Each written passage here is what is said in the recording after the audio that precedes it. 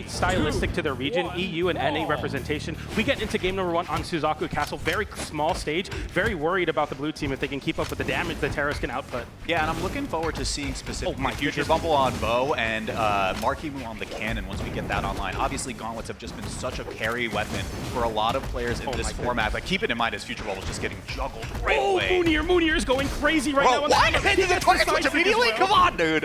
What is happening? Oh, and the GC signature. Stay positive. Stay positive. Mounir is playing incredible on the hammer right now, getting so much damage and also confirming both of those stocks. Incredible play from Mounir to start it off. Yeah, dude, so heads up for him also to get the gravity cancel center stage, target swapped on to Marckiemoo as Futurebubble was like, please help me, he's carrying. He's actually carrying. Why am I standing up already, dude? This is insane.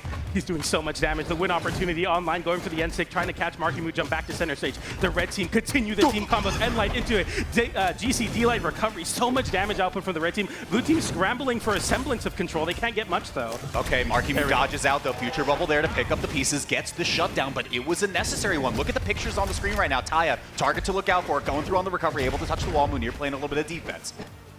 The blue team holding on here, and both get caught by the side air. It gets a KO onto Marckiemoo. Mounir with the big combo. Taya dropping the ground pound, though, but Mounir saying it was a bait anyway. The side stick comes in anyway, and Mounir is getting all of the stocks, all of the damage. The red team with the team combo. This is Marckiemoo, and it's over. I don't know. I don't even think we need a Thor switch, right? Are you on my side or not? Yeah, like, we don't. What's happening here? Don't do it.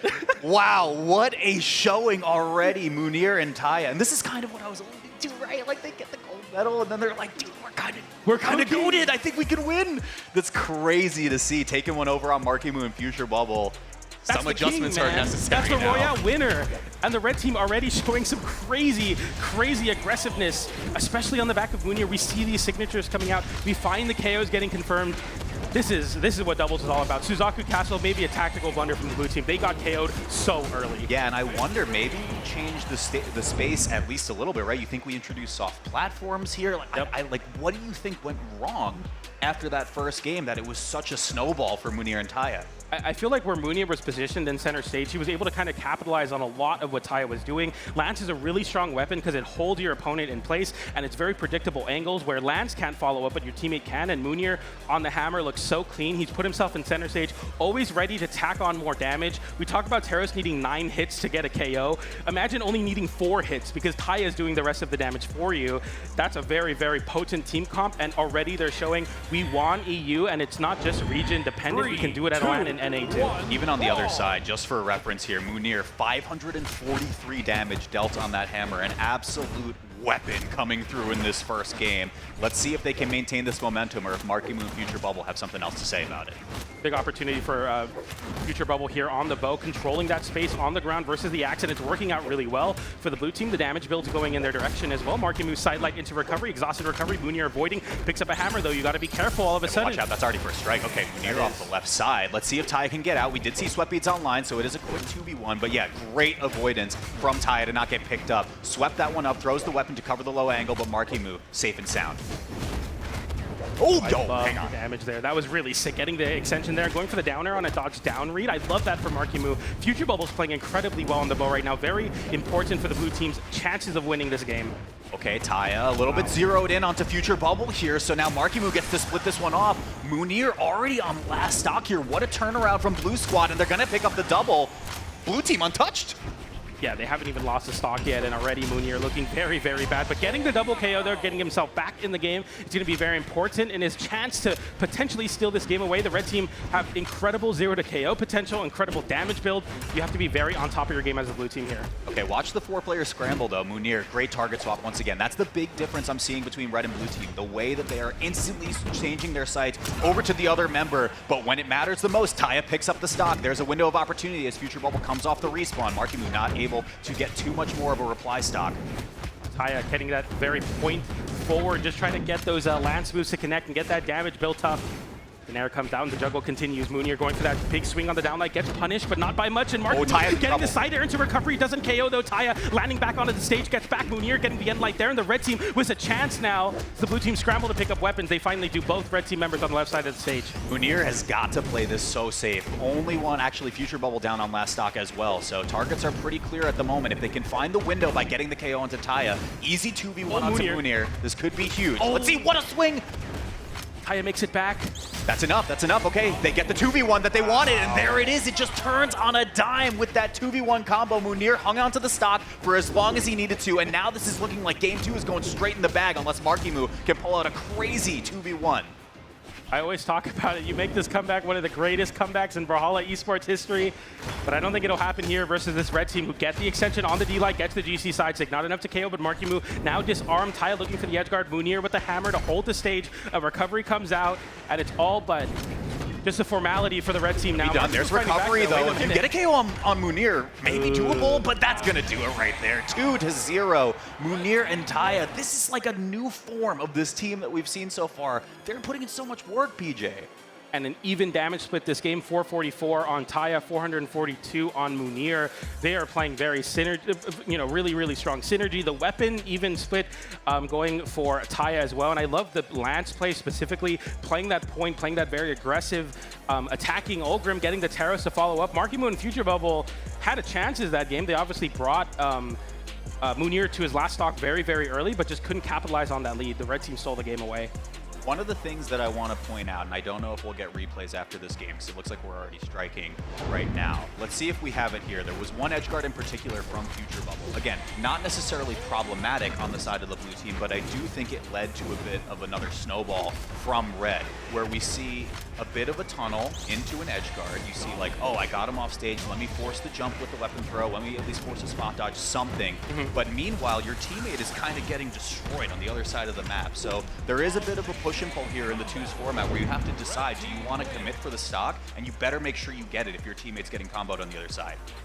Yeah, it's a great point. Making those decisions on the fly, and decisions are so much harder to make when you have a teammate as well, where if you make those decisions and it doesn't fail, you're not only letting yourself down, but your teammate as well. We'll see if the blue team, the embodiment of friendship here, can make it happen, but this is going to be a difficult reverse 3-0. And if it is going to happen, it's going to start here on Demon Island. Okay.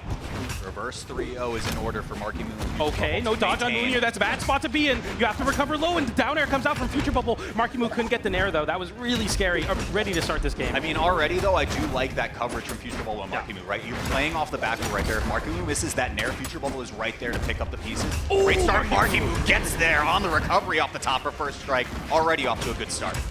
You see sidelight recovery to close out on that dodge read. Blue team playing very well. Marckiemoo had almost, I think, 55 damage on his gauntlets last game. Already the gauntlets doing so much in this one.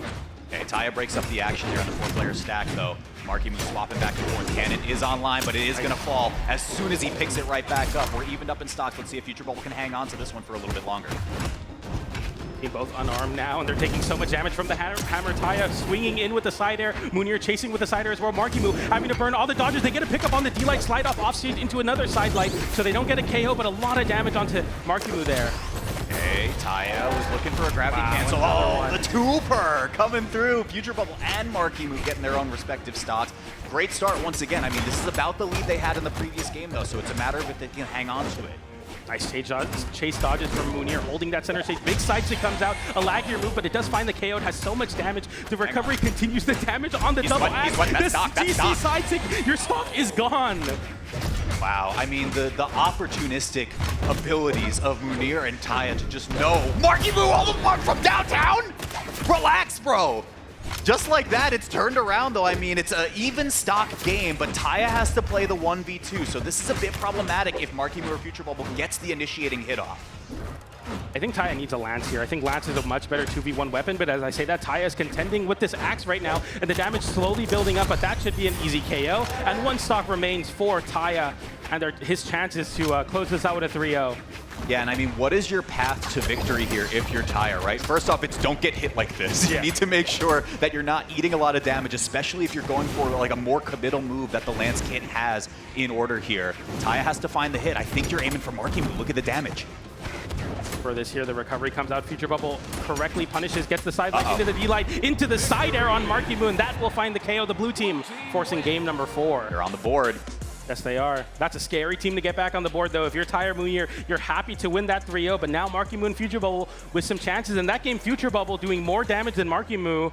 and it actually works out in their favor. They take a game for it. Yeah, I think we did see a couple of good initiating tools, specifically like Spear D-Light, especially in that 2v1 versus Taya at the end, right? Like, you're allowed to initiate it, you're allowed to kind of close out the skies by going for that, and if you confirm it, then Marckiemoo is there to just get the dunk, tap that one in. It is 1-2. Once again, it's a reverse 3-0 that Marckiemoo and Futurebubble need to win this set, but it gets the ball rolling at least with one game. I like this from Taya and Futurebubble. They're both using their bigger weapons and getting the aggressive start they need.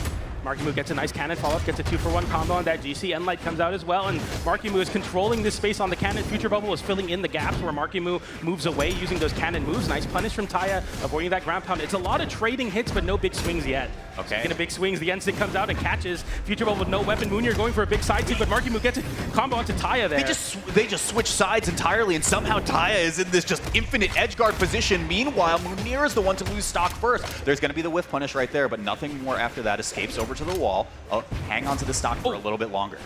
Then it comes out, no punish. I was expecting Marckiemoo to be ready for that, but Taya gets away a little bit there, gets the D-Light into side air onto Mounir. Mounir trying to position himself off stage. Edgeguard Taya going so deep. Weapon toss upwards, some team damage. Oh no! Actually KOs his own teammate Mounir with a big axe blunder. Super unfortunate from the red side, and you gotta wonder, especially with that stock trade there, we are 2s across the board. Is it starting to slip away from Mounir and Taya? I don't know. Let's see what happens. Mounir needs to get this big damage on the hammer. This is the same weapon set that won them game 1 and 2. We need to see Mounir get activated, gets the side light there. Marckiemoo recovering towards the wall, and Taya getting some big damage there. That's huge. DC side stick, your stock is gone!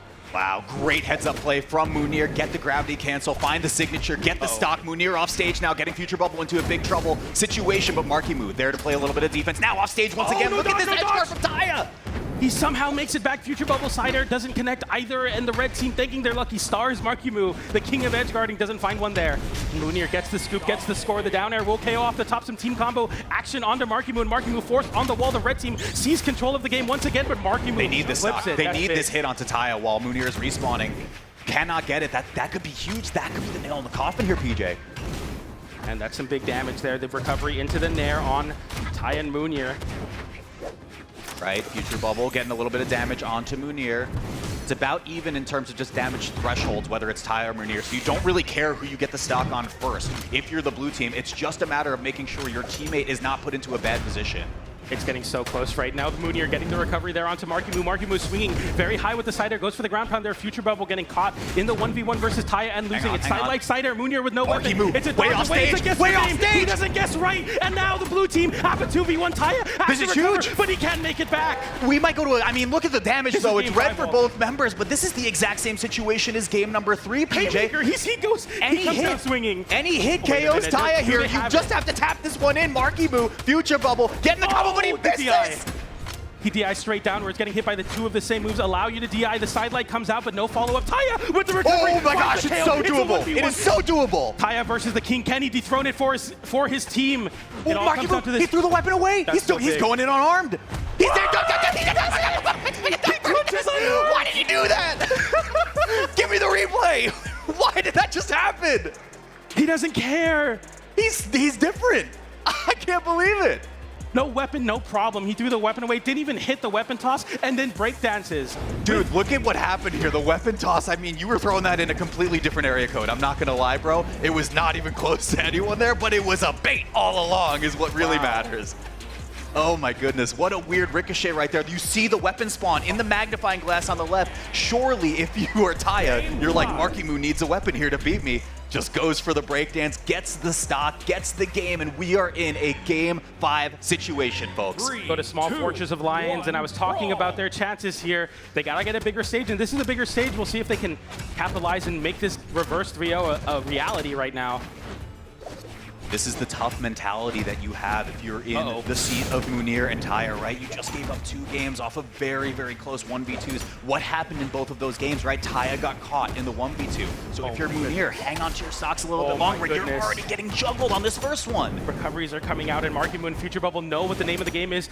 When you're getting hit with the nair there, the side air comes in. Nice dodge there, but the down stick comes out. It will find the KO coast to coast. Taya now having to hold on to the wall versus Marckiemoo and Futurebubble. Futurebubble with the punish. No side air, though. Taya having to recover high. That was insane. Futurebubble, what a heads-up play. Goes for the GCD light that cuts off the chase dodge from Taya. Meanwhile, here comes Mounir. Off stage, touches the wall. Marckiemoo able to go, and it is just a scramble off the stage. Taya picks up the pieces. Futurebubble holding onto his stock, some interruption from his own teammate there as Mounir gets the GC Unlight interrupted by his own teammates. Nair on the blue team now with some chances. GC downlight comes out, picks up the cannon as well. The Enlight comes out, and the side air from Futurebubble. Weapon toss, it's a downer onto Mounir, and Mounir can't make it back. Futurebubble with the double KO. Futurebubble popping the bubble, finally saving it all the way for game number 5 to just break out these edge guards. That Pogo was so godlike, finally. Loses the stock off the left blast, so Marckiemoo in big trouble. There's the swing off the left side, doesn't quite connect to the KO, but it was enough to disarm. Marckiemoo trying to make his way back. Whoa. Marckiemoo's going crazy. What? He catches What? Okay. He makes it back. Marckiemoo loses his stock with the blue team. They're okay with that. I can't believe he tried to contest that, though. Are you kidding? The offstage king for a reason. Holy moly, okay. Oh, the damage is really, really bad now, though, as Marckiemoo gets hit with a big string there. Double recovery comes out as well. The Enlight comes out. Futurebubble looking to create some space for Marckiemoo. He gets back with the recovery, hits Taya, and everyone has a weapon except for Futurebubble, but doesn't need it. He gets the unarmed nair there. Taya trying to whiff punish Marckiemoo, going on, collapsing onto Mounir. Marckiemoo playing the left corner so carefully. Now look at the stocks on the screen. Mounir or Marckiemoo could fall and force this into a 1v2. Futurebubble doesn't touch the wall in time. Marckiemoo plays it patient, is going to be off stage. There's Mounir with the pickup. Not much more after that. Goes the weapon toss up, avoids the side stick. Good respect from Marckiemoo. Futurebubble, though, taking a lot of that damage because he has to land to grab a weapon.